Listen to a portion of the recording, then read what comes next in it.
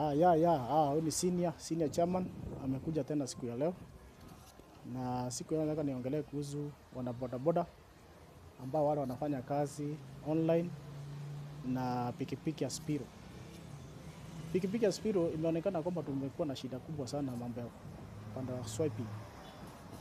Panda swiping kumekuwa na shida kubwa sana sababu unapokuja kwa station ili uweze kubadilishiwa beti unapata laini ni kubwa. Laini ni kubwa, sasa ni lazima tena ungoje. So kitu ambacho niweze kuambia watu wa bodaboda wenzangu ni kwamba unapojiandaa kufunga kazi yako, wale ambao wanafanya kazi mchana, unajipanga ukienda kulala unalala kama uko na moto umejaa. At least ukiamka asubuhi unaamka kama uko at least na moto, utafanya kidogo kabla uende pale kwa station. Hata kama utafika pale kwa station upata kwamba watu ni wengi wako pale, at least utakuwa umefanya kazi kidogo.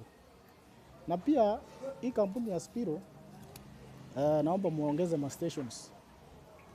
Ma stations ziongezeke sababu watu wamekuwa wengi. Hatuwezi kuwa sisi tuko wengi na stations ziko chache. For example, unakuja kwa station unapata kwamba battery ziko 20 na watu wenye nangoja moto wako over 100. So inamaanisha kwamba sasa hapa hakuna kazi. So ni vizuri at least muweze kujali hao watu wa bodaboda ambao mmepewa pikipiki, ndio at least tufanye kazi bila wasiwasi. Jambo lingine, hii kazi ya bodaboda ni kazi nzuri. Na nimekuja kugundua kwamba sasa wale watu ambao wanafanya online tunapata heshima sana kwa makastoma wetu, sababu makastoma wanashukuru kulingana na ile kazi wanafanya. Na hii kazi inaheshimika kwa sababu ya ile heshima ambaye riders wako nayo kulingana na mafunzo ambao walienda. Wengine walienda driving school, wengine wamekolea katika hii kazi ya kuendesha bodaboda. So unapata kwamba mtu ako na experience ya kutreat hata customer.